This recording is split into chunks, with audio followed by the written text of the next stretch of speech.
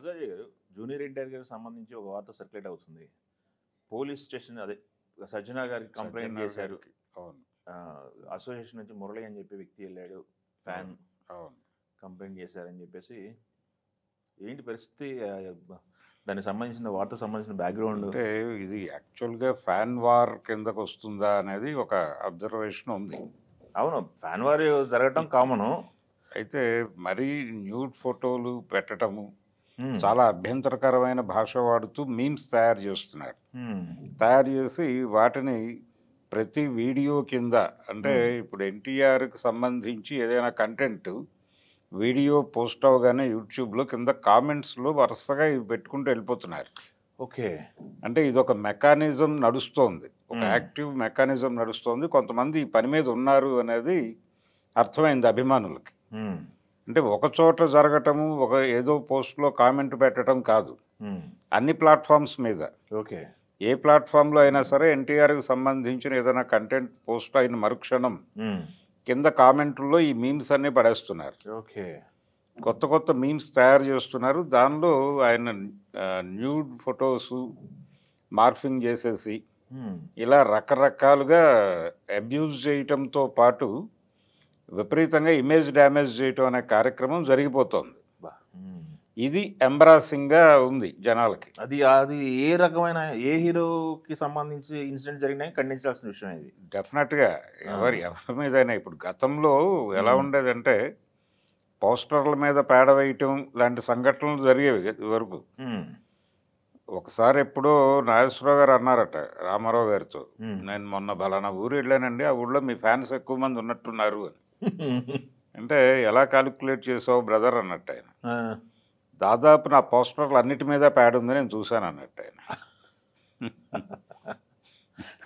Okay, ఆ ధోరణి ఉండేది, ఆ ధోరణి ఒకప్పుడు ఉండేది. నాగేశ్వరరావు గారు ఒక ఇంటర్వ్యూలో చెప్పుకున్నాడు ఇది. ఇలాంటి క్యాలిక్యులేషన్స్ ఆరోగ్యకరంగాను ఉండేది ఒకప్పుడు. అంటే హీరోల మధ్య ఆరోగ్యకరమైనటువంటి వాతావరణం ఉన్నప్పటికీ అభిమానుల మధ్య ఒక యుద్ధం నడిచేది, ఒక ఫ్యాన్ వార్ ఉండేది. కానీ ఇప్పుడు జరుగుతున్నటువంటి ఫ్యాన్ వార్ వేరు. ఇది ఎవరు చేస్తున్నారు? వాంటెడ్గా ఒక ట్రోల్ గ్యాంగ్ పనిచేస్తోంది అనేది అయితే ఐడెంటిఫై చేశారు. ఇది పెయిడ్ సర్వీసే. ఇప్పుడు ప్రతి చోట కూడా ఈ ట్రోల్ గ్యాంగ్స్ బేరాలు మాట్లాడేసుకుని ఎంటర్ అవుతున్నారు వాళ్ళు. ఓకే, ఎంటర్ అయ్యి రోజు ఇదే పనిక. అంటే వాళ్ళు ఎవరి దగ్గర డబ్బులు తీసుకున్నారో వాళ్ళకి వ్యతిరేకంగా ఎవరున్నారో వాళ్ళని టార్గెట్ చేస్తూ రోజుకు 2-3 కొత్త మీములు తయారు చేసి తోస్తూ ఉంటారు, పుష్ చేయటమే. అంటే ఇప్పుడు ఇప్పుడు ఈ కాంపౌండ్కి వ్యతిరేకంగా పనిచేస్తారు. నెక్స్ట్ వాళ్ళకి ఆ సినిమా వచ్చినప్పుడు వీళ్ళ దగ్గర డబ్బులు తీసుకుని వాళ్ళకి వ్యతిరేకంగా పనిచేస్తారు. అంతే. ఇది కేవలం పెయిడ్ సర్వీసే. అంటే మొన్న జరిగినటువంటి ఎన్నికల్లో పేటీఎం బ్యాచెస్ అని చెప్పి కొంతమందిని లిస్ట్ అవుట్ చేసి బయట ప్రకటించారు. వీళ్ళు ఉన్నా లేకపోయినా, అక్కడ కంటెంట్ ఉన్నా లేకపోయినా కానీ క్రిటిసిజం మీద వెళ్ళిపోతూ ఉంటారు. Okay, okay. ఇప్పుడు సజ్జనార్ దగ్గరికి వెళ్ళినటువంటి కంప్లైంట్ రీత్యా ఆయన కొన్ని వెబ్సైట్స్ని అబ్జర్వ్ చేశాడు. అంటే వాళ్ళు ఇచ్చినటువంటి లిస్ట్ ఆధారంగా సోషల్ మీడియా అకౌంట్స్ని, సోషల్ మీడియా అకౌంట్స్, అలాగే దానిలో పోస్ట్ అవుతున్నటువంటివి ఇవన్నీ ఫేకే. దేనికి కూడా ఒక ఆధారాలు కనిపించవు. రకరకాల పేర్లతో రకరకాల అకౌంట్లు ఓపెన్ చేసేసుకుంటారు. ఓపెన్ చేసుకుని రోజుకు ఒక అకౌంట్ నుంచి మీమ్ పోస్ట్ చేస్తూ ఉంటారు. ఇప్పుడు ఒక వెబ్సైట్లో ఎన్టీఆర్ సినిమాకి సంబంధించిన ఒక అప్డేట్ న్యూస్ రాశారనుకోండి, కింద కామెంట్స్లోకి వీళ్ళు ఎంటర్ అయిపోతారు. వీళ్ళు ఎంటర్ అయిపోయి ఆ మీమ్స్ అలా కొట్టుకుంటూ వెళ్ళిపోతారు. ఒక 20-30 మీమ్స్ వచ్చేస్తాయి వెంటనే. ఇంకొక యూట్యూబ్ ఛానల్ వాళ్ళు ఎవరో ఎన్టీఆర్కి సంబంధించిన ఏదో కంటెంట్ పెడతారు, ఇమ్మీడియట్గా వీళ్ళు కామెంట్లలోకి ఎంటర్ అయిపోయి అవి పెట్టేస్తారు. ఇదే పని. ఈ పని నిరంతరాయంగా జరుగుతుంది. కొంతమంది వీడియో చూడటం కన్నా కూడా కామెంట్స్ ఏమున్నాయో చూసి వీడియోకి వెళ్ళేటువంటి బ్యాచ్ ఒకటి ఉంటుంది. వాళ్ళు ఈ కామెంట్ సెక్షన్ ముందు ఓపెన్ చేయగానే ఇవి తగులుతాయి. ఇవి చూసిన తర్వాత వీటి తాలూకా ఇంప్రెషన్లోకి వెళ్తారు వాళ్ళు. అక్కడ జనాల్లో ఒక బ్యాడ్ ఒపీనియన్ క్రియేట్ చేయటం అనేది జరుగుతోంది. ఇది ప్రమాదకరం అనేది ప్రధానంగా వాళ్ళ కంప్లైంట్. వాళ్ళు హర్ట్ అయింది కూడా అక్కడే. కానీ వాళ్ళు కూడా కంట్రోల్ చేయలేని పరిస్థితి. అంటే కామెంట్ సెక్షన్ అనేది ఎత్తేసుకోవాలి టోటల్గా. ఎత్తుకుంటే వాళ్ళకి పబ్లిక్ రియాక్షన్ ఏంటో తెలియదు. అందుకని కామెంట్ సెక్షన్ ఉంటుంది. ఆ ఏరియాలో ఆ వెసులుబాటును వాడేసుకుని వీళ్ళు ఎంటర్ అయిపోతున్నారు. అవి మాత్రమే కాదు, మనం చాలా వీడియోలు గమనించం కానీ అది కంటెంట్ ఏదైనప్పటికీ ఒక అడ్వర్టైజ్మెంట్ ఏదో వచ్చేస్తుంది. మేము జాతకాలు బాగా చెప్తాము అని చెప్పి ఒకడు ఎంటర్ అయిపోయి ఒక 20-30 పెట్టేస్తాడు. అది దారుణం. ఇలాంటివి అనేకం జరుగుతూ ఉంటాయి. దానిలో ఈ గోల్ ఒకటి. ఈ ఫ్యాన్ వార్ వాళ్ళు కూడా, ఈ ఫ్యాన్ వార్ చేసేటువంటి వాళ్ళు కూడా మీమర్స్ని అప్రోచ్ అవటము, ఈ ట్రోల్ గ్యాంగ్స్ని అప్రోచ్ అవటం, వాళ్ళని రంగంలోకి దించటం, ఇలా అబ్యూజ్డ్ కంటెంట్ పెట్టి వాళ్ళ మీద, అంటే క్యారెక్టర్ అసాసినేషనే ఇది. వాళ్ళ పర్సనల్ లైఫ్లో ఉన్నటువంటి ఫోటోలు కూడా తీసుకొచ్చి అక్కడ వాళ్ళిద్దరి మధ్య జరుగుతున్నటువంటి ఒక బూత్ కాన్వర్జేషన్ కార్టూన్ తరహాలో క్రియేట్ చేసి వాటిని కూడా పెట్టేస్తున్నారు. అలాగే వీటి తాలూకా ఆరిజిన్ ఎక్కడుంది, ఎక్కడి నుంచి వస్తున్నాయి అనేది కనిపెట్టి వాళ్ళని పట్టుకోవటం అనే పనిలో ఇప్పుడు పోలీసు వారు దిగారు. ఆల్రెడీ అదే నిన్న కంప్లైంట్ ఇచ్చారు, బట్ ఆల్రెడీ యాక్షన్ కూడా స్టార్ట్ అయిపోయింది. అయింది అంటే కామెంట్స్ డిలీట్ చేశారు అంతవరకే.